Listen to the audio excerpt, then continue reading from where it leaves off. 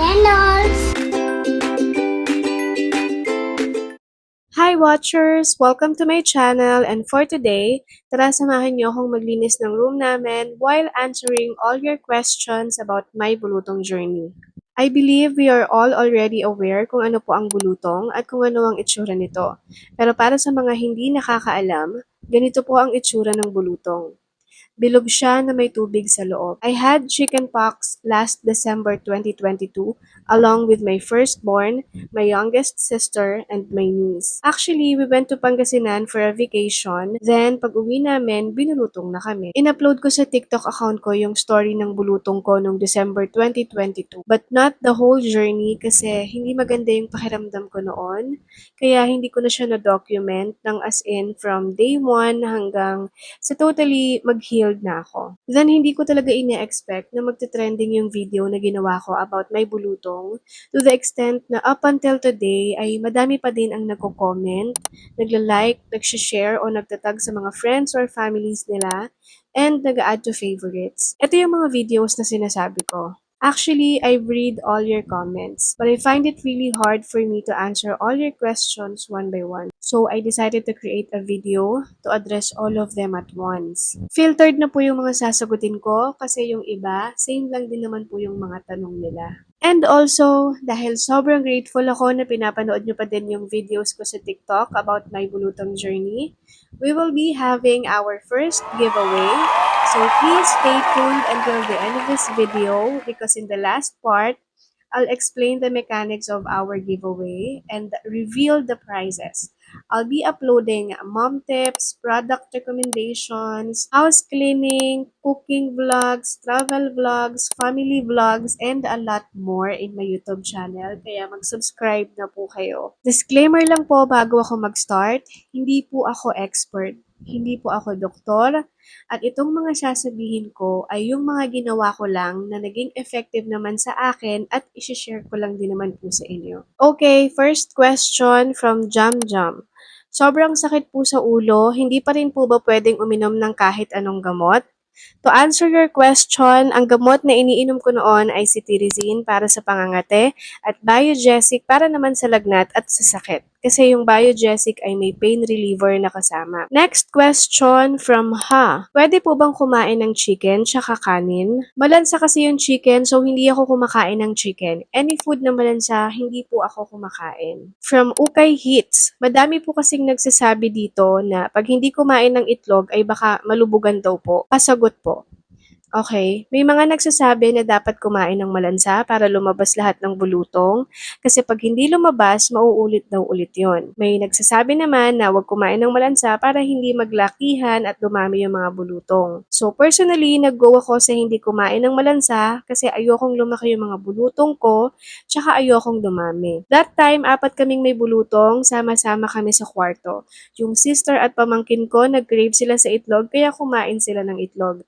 Kinabukasan, naglabasan ng napakadaming malalaking bulutong sa buong katawan nila at sa muka. Ang disadvantage lang, ang dami ding peklat at parang dark spot nung gumaling na sila. From 3 question marks, hi po, pwede po bang ipop yung water pimple sa chickenpox? Kasi minsan po napapop ko sa inis kasi kating-kati na ako. Okay, hindi po pwedeng putukin yung bulutong kasi magkakaroon ng ukay yung balat nyo or magkakaroon ng lubog at hindi po siya magandang tignan. From Kabase.ali on IG. Pwede po bang maligo if may chickenpox? For me, yes na yes. Naliligo talaga ako noon para laging malinis at hindi siya ma-infect. Para presko lagi ang pakiramdam ko kasi nga makate at mahapdi siya. And tinitreat ko yung mga bulutong ko ng pinakuluan ng dahon ng bayabas. Yung walang halo, as in puro lang na pinagpakuluan. At bayabaso para mas madaling matuyo yung mga bulutong ko. Next, pwede po bang mag-aircon pag may chickenpox? Pwede naman siguro. Irritating kasi yung may nafe-feel ka na makate at mahapde, tapos mainit pa. Hahanap at hahanap ka talaga ng way para makomportable ka. Pero kung nilalagnat ka, hindi pwede kasi kailangang lumabas yung init ng katawan mo pag nilalagnat ka. Pag naka-aircon ka, may chance na hindi lumabas yung init ng katawan mo at worst, baka mag-convulsion ka pa. So kung nilalagnat ka dahil nakakalagnat din naman ang bulutong, better kung hindi ka na lang mag-aircon.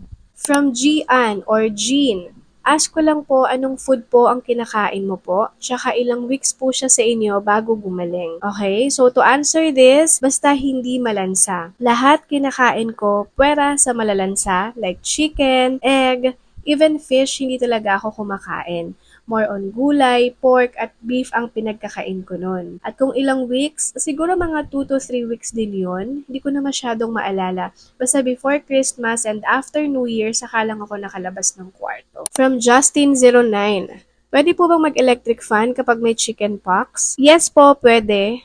Naka-electric fan po ako noon, wala naman pong masamang nangyari sa akin. So, yes na yes. From Dayan Gendrano, Mi, anong ginamit mo para hindi magpeklat? Ito yung mga ginamit ko sa skincare routine ko. Pinakulo ang dahon ng bayabas, pang unang buhos, tapos binababad ko siya ng mga 3 to 5 minutes para mas ma-absorb ng balat ko at ng mga bulutong ko yung katas ng dahon ng bayabas. Then, banlaw. Tapos, magsasabon na ako using bayabas soap. After that, babanlawan ko ulit yon, then magsasabon ako ulit using the Lactacid, yung Gentle Care Protects from Irritation. Next, after nun, magbabanlaw na ako ulit at magsasabon ako ulit ng Lactacid Extra Milky to moisturize my skin. Kasi drying sa skin yung bayabas soap. Puro pang baby talaga yung gamit ko kasi ayaw nating ma-irritate ang mga bulutong. So, dapat mild lang yung mga soap na gagamitin natin. Tapos, nagpapahid ako ng BL cream after. Lahat ng may bulutong, tuyo, or may tubig pa sa loob, nilalagyan ko na ng BL cream. From Sherwin G. Lambon, yung nagkabulutong na, masasalinan pa ba ulit? Yes, only kung mahina ang resistensya mo. Sabi ng matatanda, pag nagkaroon na, hindi na ulit mauulit yon. Pero sabi ng mga expert, possible pa rin na mahawa kapag nalapitan ng may bulutong, lalo na kung mababa ang resistensya mo. Kaya dapat malakas ang ating resistensya para may panlaban tayo sa mga sakit or sa virus. Drink more water and don't forget your vitamins. From Jane, hi po, pwede po bang mag-makeup kahit may bulutong para matakpan dahil may quiz kami bukas, kailangang pumasok? Okay, unang-una sa lahat, bawal lumabas ang may bulutong kasi nakakahawa yan. Pangalawa, no, bawal mag-makeup kasi may chance na ma-infect yan. Kahit pulbos lang yan or whatever, it's a no for me. Pero ikaw, if bet mo, go lang. Your skin, your rule.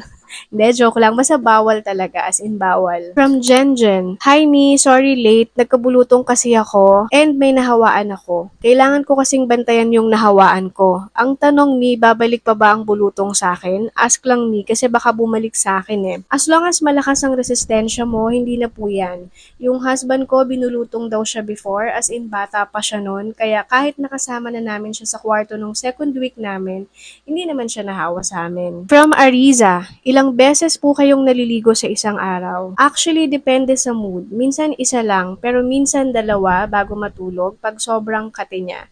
December kasi nung nagkabulutong ako, kaya malamig naman. Pag makate, tawel ang pinangkakamot ko. From Savvy, hello po, ano po ang mga ininom nyong gamot nung nagbulutong kayo? Cetirizine for the kate, tapos Biogesic for the lagnat and pain. From Morigawa, te, yung tubig ba na pinakuluan ng tubig na may dahon ng bayabas mismo yung ipangliligo? Yes na yes po. Yung walang halo, kaya dapat medyo papalamigin mo ng konti yung kaya na ng balat mo. From Francesca Del Fuentes, pwede po bang magpadede kahit may bulutong tubig? Nako mi, hindi pwede kasi mahahawa si baby. Kawawa naman siya if ever siyang mahawa. Nakakalagnat ang bulutong, makate at mahapdi din sa pakiramdam. Kaya siguradong mahihirapan si baby if ever na mahawa siya. From Okims, saan po nakakabili ng bayabas na sabon? Actually, sa clinic ng pedya ng anak ko.